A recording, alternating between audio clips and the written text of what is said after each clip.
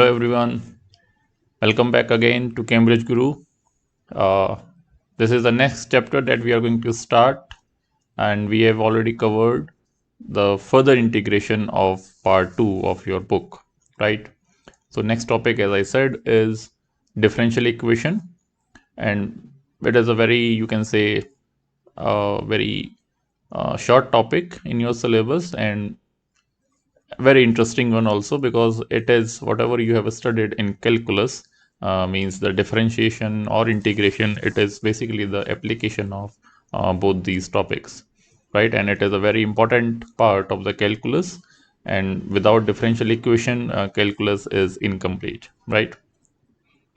So, what are differential equations?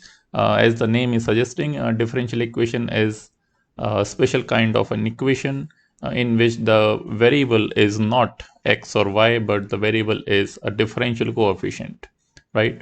What do you mean by differential coefficient? Means the derivative of any function means dy by dx. So this dy by dx, it is called as the differential coefficient of y with respect to x, right? So dy by dx or ds by dt or you can say dv by dt, right? And dx by dt, or all these are called the differential coefficient of various variables. If you're choosing the variable as y with respect to t, then this will be dy by dt. If you are finding out the rate of change of velocity with respect to time, then your differential coefficient will be dv by dt, right? So the equations which involve some variables x, y, and the derivative of those variables with respect to any independent variable, right? So those are called the differential equations, right? So for example, if I say that there is a function such that its rate of change means dy by dx is equal to y. So this is, you can say, a differential equation in which there are variables x, y, and there is a variable of, you can say, a variable differential coefficient of y with respect to x is also a variable, right? So, and how we can find out, if you remember the chapter exponential and logarithm, I gave you the basic definition of the letter, not the letter, but the number e, how this a special function e raised to power x came into existence, right? So there I gave you that e raised to power x is a special function in which the rate of change of a function is equal to the function itself, right? So dy by dx, that means the function y with respect to x, its rate of change is equal to function itself, right? So the function y you will get after solving this differential equation will be, the function that you will get is e raised to power x, right? And how we can solve differential equation, that will be done in the later part of this unit, right? So the first video is about just the introduction and how to form a differential equation using or using some basic, you can say, practical situations, right? So there is nothing much in explaining further that what are the differential equation, and we directly jump to the questions of forming a differential equation, right?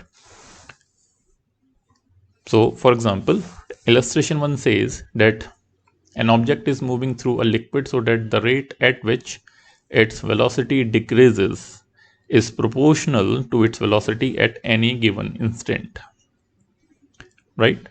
So it is, there is an object which is moving through a liquid, and as it is moving through the liquid, its velocity is decreasing, and the information it is given that the rate at which the velocity is decreasing, it is proportional to the velocity at that very instant. Okay, if I'm talking about an instant which is after 5 seconds, what will be the rate of change? So you will say that rate of change is proportional to the velocity at after 5 seconds, right? Further, it says that when it enters the liquid, it has a velocity of 5 meter per second, right? Initial velocity, the moment it is entering the liquid, and the velocity is decreasing at the rate of 1 meter per second square, right? this number, that velocity is decreasing at the rate of 1 meter per second square, it is given at that very instant when it enters the liquid, right? It is not the constant, right? So we have to understand that this rate, all these numbers, these are the constant, or the numbers or the values of all these velocity and rate of change, these are given at a particular instant, right? So the first two lines are very, very much important. First two lines will give you the idea that velocity and the rate of change of velocity, all these are variables and we cannot directly put the values, right? So first of all, we have to form the equation using the constant of proportionality. Let us say that, as you must have you must have known this, that if a quantity is directly proportional or inversely proportional, in order to remove the proportionality sign, we introduce the constant, any constant. So normally we used to uh, introduce the constant, which is k. Okay, so an object is moving through a liquid. Again, I'm reading. So the rate at which its velocity decreases. So most of the time the rate, what do you mean by rate, is the quantity is changing with respect to time. Okay, so basically it is given that dv by dt, the rate of change of velocity. I'm taking v as a variable for velocity and t as a variable for time. Okay, so rate of change of velocity with respect to time. Okay, this is proportional to, and it is decreasing, right? This decreasing is also very important. Since this rate is decreasing, so we will introduce a negative sign along with this dv by dt, right? So this decrease of velocity is proportional to the velocity at that very instant. So it is proportional to velocity at that time.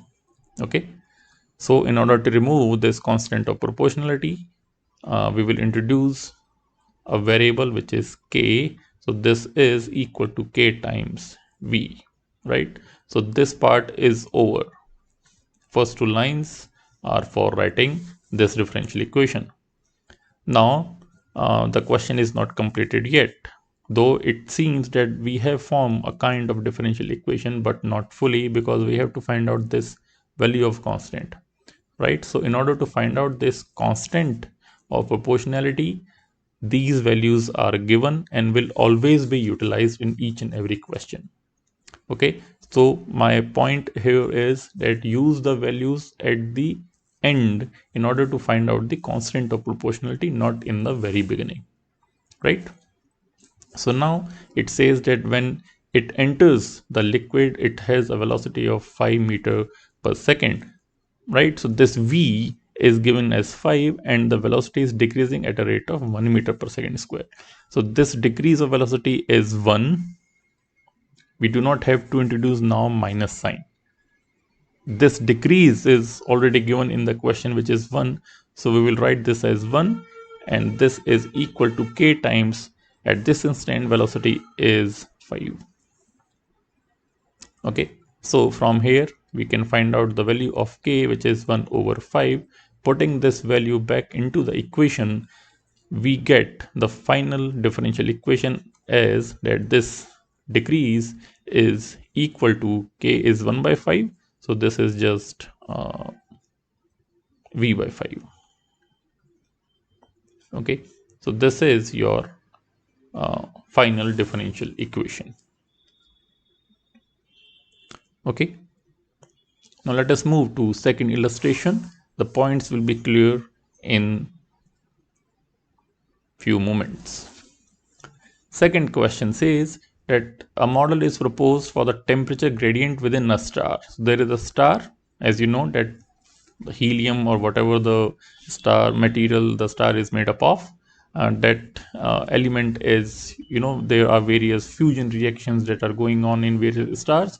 So the temperature is sometimes in a you can say in the new star the temperature is increasing, and in the dead star the temperature decreases, right? So a model is proposed for the temperature gradient, means the rate of change of temperature within a star in which the temperature decreases with respect to the distance from the center of the star. So as you are moving from the center of the star away towards the boundary, the temperature is decreasing, and that rate of change of temperature, it says, is inversely proportional to the square of the distance from the center, right? So I have a star here, and this is the center, and I'm denoting the variable as the distance, right? Because we cannot take this, the radius, just as r. This will be a constant. It is not talking about the radius. It is just saying the distance from the center as we move towards the boundary, right? So I'm calling that distance, which is a variable, as by capital R. Okay. So this, and rate of change of temperature gradient, I'm denoting this by capital T. So this rate of change of temperature with respect to, here it is not giving the rate of change of temperature, it is saying that it is decreasing with respect to the distance, right? So the independent variable we have to take as the distance. It is not saying that rate of change of temperature. Whenever there is a rate of change of temperature, then we normally say that rate means it is talking in terms of time. Okay, here the rate is not given. It was saying that temperature is decreasing with respect to distance, which is r. So we'll write this as dt by dr with a negative sign because this temperature is decreasing. Okay, so this is proportional to the, and it is inversely proportional, means this will be k by square of the distance from the center. So this is k by r square, right? So again, I'm reading this differential equation, which is that rate of change of temperature with respect to r, or the distance, is decreasing like this. How it is decreasing? That it is inversely proportional to the square of the distance from the center. Okay, so basically express this model as a differential equation. So here there are no conditions given, so we will just we will not write this k if we are using the proportionality sign. Okay, I can remove this k and just write 1 upon. Okay, now I can remove this constant of proportionality, introduce the constant of proportionality by removing this proportionality sign and replacing it with an equal sign, and here I can write this as k by r square. Okay, so this minus t by dr is equal to k by r square, right? Very simple. Let us move to third illustration. Now this is very interesting. It says that the area A of a square is increasing. So since the area is increasing, there is no point of writing a negative sign, right?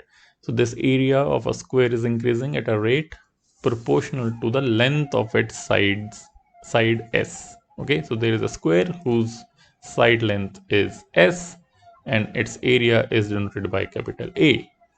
So this is increasing at a rate, means dA over dt, right? And the constant of proportionality we have to use as k. So it is to the length of its side. So it is given as dA by dt is equal to ks, right? Area is increasing at a rate proportional to the length of the side. But here we have to find out the expression for ds by dt. Finding out the expression for ds by dt means we have to use the uh, value of a, right? Area of a square. We can use s and we have to use k. We will find out ds by dt not by writing ds by dt in terms of da by dt. What I mean to say is, it is asking for ds by dt, so one student can say that we can again differentiate this our original function. You will say, you will get d2a by dt2, means the double derivative of this, so that equation will be of second order. Okay, in our syllabus we have the equation of only first order, right? And we are doing just very basic differential equations, means that we are not solving the linear differential equation and by using some complex method. Okay, just very basic differential equation we are studying, and in that also we are doing just a basic way to solve that basic equation, which is just separation of variables. Okay, and there are various you can say complex differential equation of second and third order also. Okay, so the point is that we cannot differentiate this again. Okay, so what we can do is basically we have to find out the value of ds by dt. Okay, and we know that dA by dt, and we know this fact also that area A is equal to s square, means area A is a function of side, and from this equation we can find out the value of uh, dA over ds or ds over dA. Why I'm doing this? Because I have to use here the chain rule. Okay, since s and A, s is a function of A, you can say, or A is a function of s. So if I have to find out ds by dt, rate of change of s with respect to t, I need to first differentiate ds with respect to dA, and then I have to differentiate A with respect to t, since s is a function of A. Okay, so this is our chain rule, right? So from here, I can find out the value of ds by dt, right? Again, in order to make the things very easy, not so complex, instead of finding out ds by dA, since there is a square root I have to include, I will find out the value of dA by ds and then reciprocate it. Okay, since A is a function of s square, so using this equation, I have here that A is equal to s square. That means dA over ds is equal to twice of s. Okay, so that means ds over dA, I can reciprocate this, it will become 1 by 2s. So putting this value here, I have ds by dt as ds by dA, which is 1 by 2s, multiplied by dA over dt. This is given as ks. Okay, so dA by dt is ks, so here I can just write ks, right? And from this, s and s got cancelled out, so I have the final differential equation or the expression for ds by dt, which is k by 2.